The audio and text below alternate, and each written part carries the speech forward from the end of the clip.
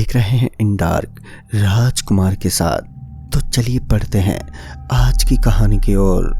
दोस्तों, उस समय मैं दिवाली की छुट्टी में अपने चाचा के घर जाना चाहता था। दिवाली की छुट्टियां 1 हफ्ते की थी। अभी 4 दिन बाकी था। मेरे पापा काम से बाहर गए हुए थे और मम्मी को घर के कामों से फुर्सत नहीं थी। अंत में मुझे अकेले ही चाचा के घर जाना था। मैंने अपना अगले दिन का ट्रेन का टिकट करवाया। मैं अपने सामान को बांधने में लग गया।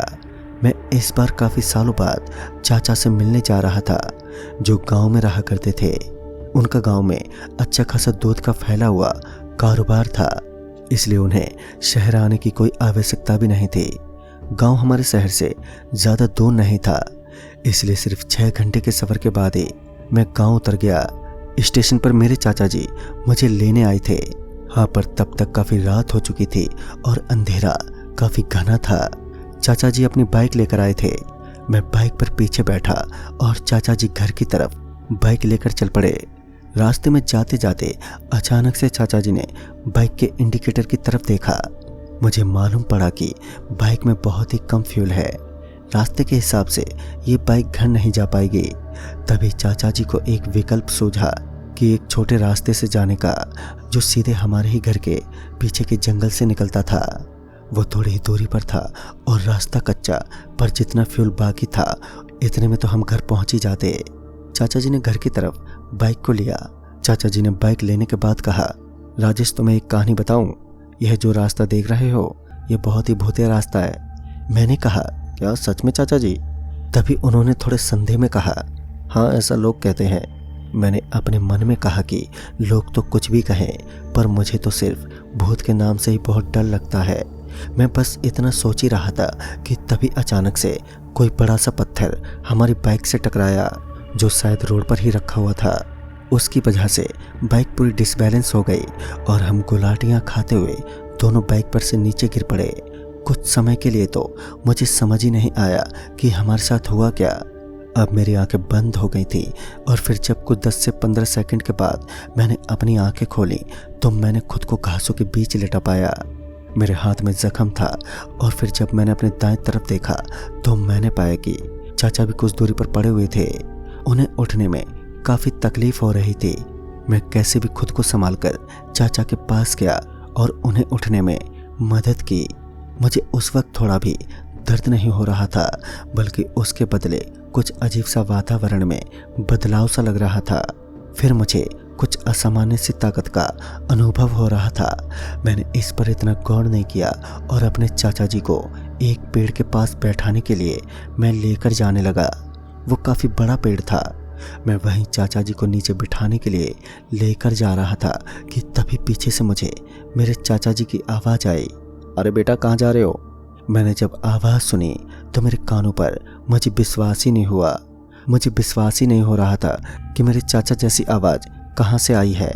मैंने जब पीछे मुड़कर देखा तो मेरे चाचा जी पीछे से मुझे बुला रहे थे और फिर जब मैंने अपने पास खड़े मेरे चाचा जी को देखा तो वहाँ पर कोई नहीं था। तब मैं डर से एक बार में ही सिहर उठा। मेरे चाचा जी मेरे पास आए और बोले, कहाँ जा रहे थे? कहीं तुम्हें चोट तो नहीं लगी? मैं कुछ बोलने की हालत में तो नहीं था और मुझसे कुछ बोला भी नहीं जा रहा था। अब मुझे ये समझ नहीं आ रहा था कि कुछ समय पहले या कुछ क्षणों पहले हमारे साथ क्या हुआ। मैं बस चाचा जी की तरफ देखे जा रहा था कि ये मेरा वहम तो नहीं हो सकता।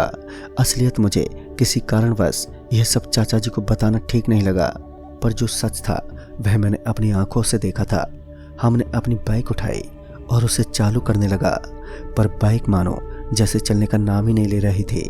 काफ़ी बार किक मारने के बाद जाकर बाइक शुरू हुई और जैसे ही हम बाइक पर बैठे मुझे ऐसा अनुभव हुआ कि कोई पीछे से चलकर मेरी तरफ आ रहा है। बाइक जब तक चालू हो गई और हम थोड़ा आगे निकल गए, जब मैंने पीछे मुड़कर देखा तो मेरी आंखें फटी की फटी रह गईं, क्योंकि एक व्यक्ति उसी रास्ते को पार करके जा रहा था।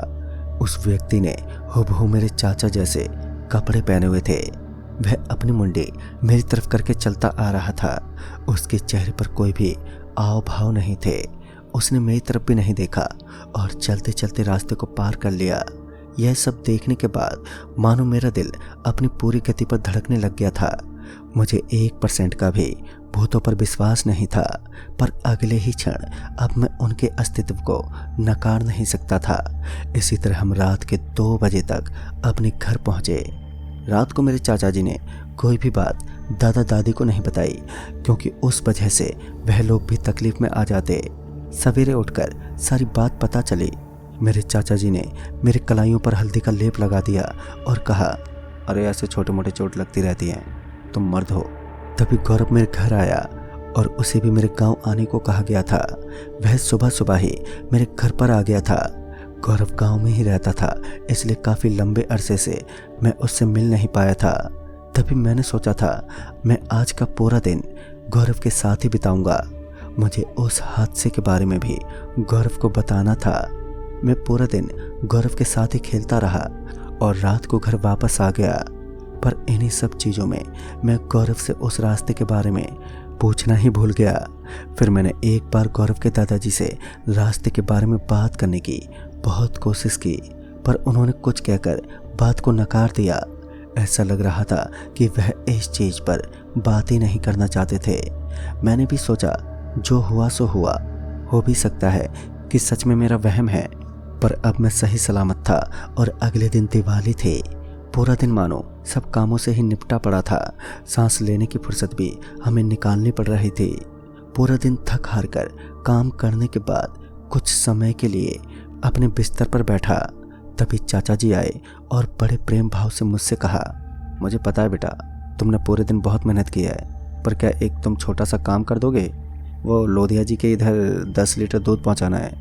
पर उस रात को जो मेरे पैर पर चोट लगी, उसके कारण मैं बाइक को ठीक से चला नहीं पाऊंगा और ज़्यादा संभावना है कि कहीं रास्ते में ही दूध गिरा ना दूँ। तो क्या तुम ये दूध उनको दे आओगे? मैं काफ़ी थका हुआ था, पर मैं फिर भी ना नहीं कह सकता था। बात तो यह भी थी कि उनके पैर में सच में चोट लगी थी।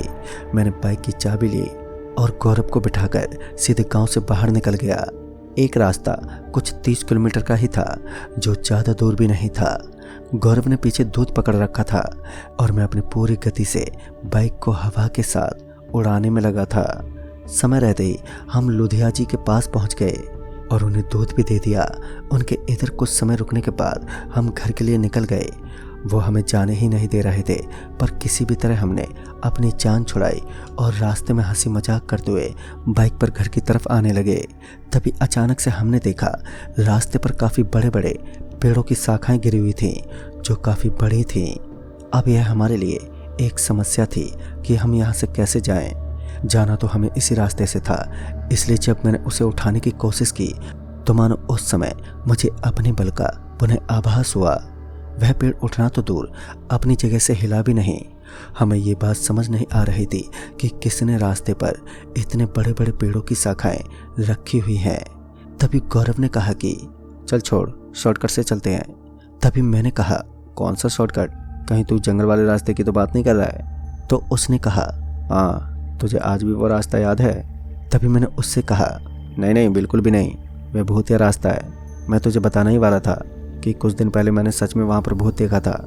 तो उसने कहा, अरे तुम शहर वाले हो और इन चीज़ों को तो अब हम गांव वाले भी नहीं मानते, तो यार तुम लोग कैसे मान रहे हो?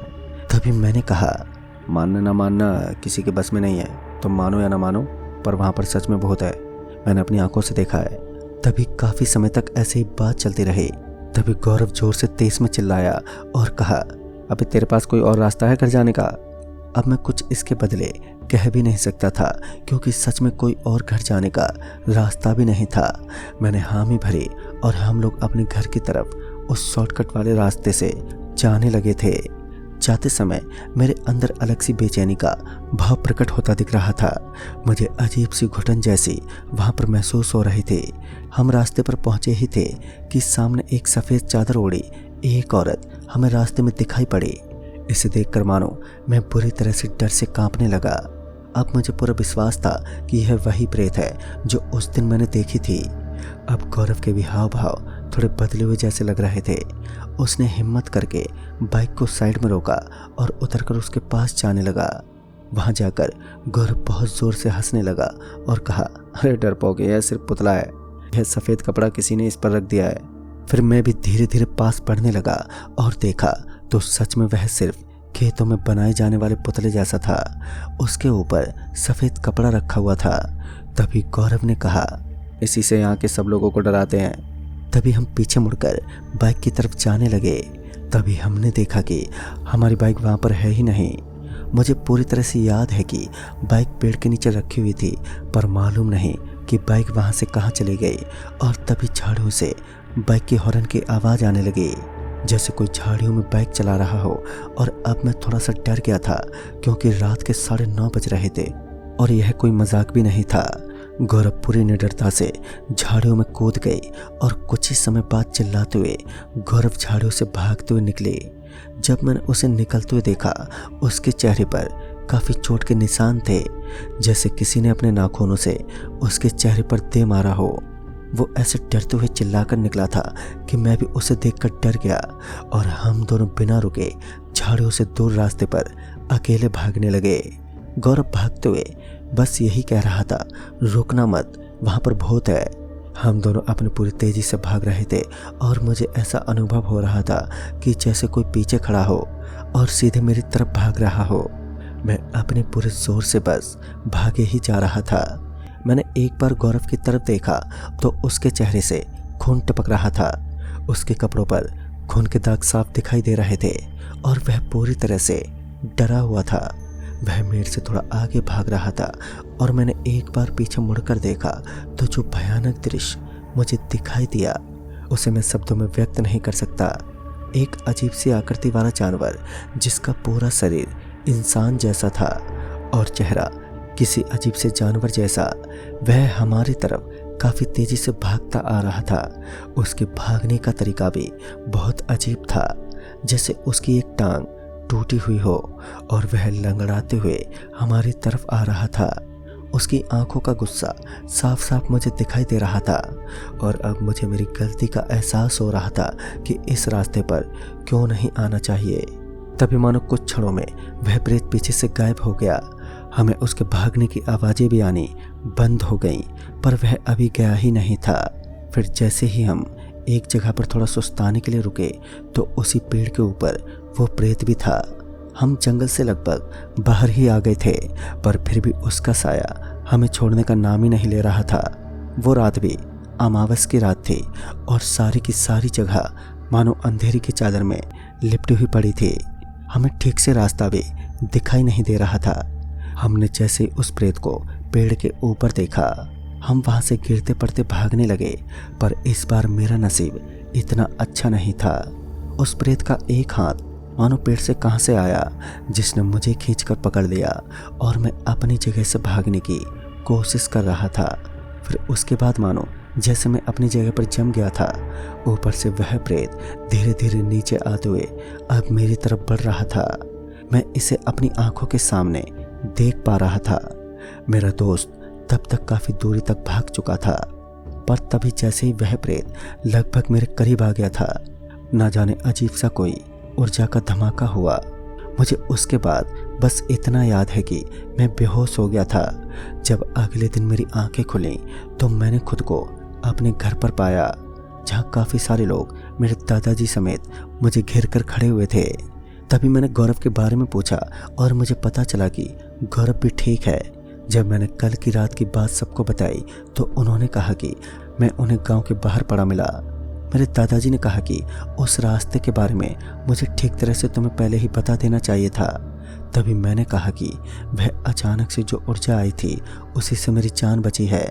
उस पर मेरे दादाजी ने कहा कि हमारे गांव के जो आचार्य हैं वह हमारे गांव की सुरक्षा करते हैं, उन्होंने ही तुम्हारी जान बचाई है। अब गलती से भी उस रास्ते से कभी मत जाना। दोस्तों, वह आखिरी दिन था जब मैंने उस रास्ते के उस खौफ को अनुभव किया था। मैंने उस दिन के बाद से उस रास्ते को कभी इस्तेमाल नहीं किया। धीरे धीरे वह रास्ता भी उस जंगल का हिस्सा बन के रह गया और वहाँ पर कोई कभी भी नहीं जाता। तो दोस्तों, इस कहानी में बस इतना ही। तब तक के लिए बाय एंड टेक केयर।